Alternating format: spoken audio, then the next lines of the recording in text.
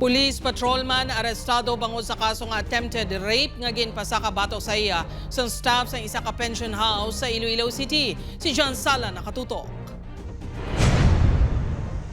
Nagapakatubang sa kaso nga attempted rape ang 29 anyos nga police patrolman matapos ginireklamo sang babae nga personnel sang isa ka pension house kag dormitory sa barangay Villa Anita, Iloilo City proper. Pasado alauna kahapon sang hapon, Hunyo 10. Sa investigasyon sang Iloilo City Police Station 7 wala nauyunan sang pulis ang unang nga kwarto nga gin-assign sa iya bangod sa mahina nga signal sang wifi.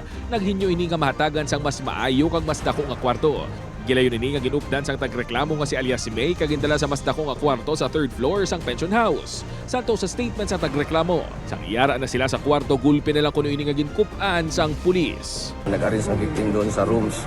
So doon na yun nangyayari yung allegedly na attempt ng suspect. Ginpadulungan sa news team ang nasambit nga pension house apang nagpamalibad na nga maghatag pa sang pahayag ang biktima. Aside ang pulis sa Regional Mobile Force Battalion sa probinsya sang Iloilo. Nag-check-in ini sa pension house nood wala siya sang may matiniran sa Iloilo City. Taga Mindanao ang pulis nga na-assign sa PRO6. Hindi naman natin yan tinotolerate lahat ang mga ganyang klaseng reklamo. We will file a case, no?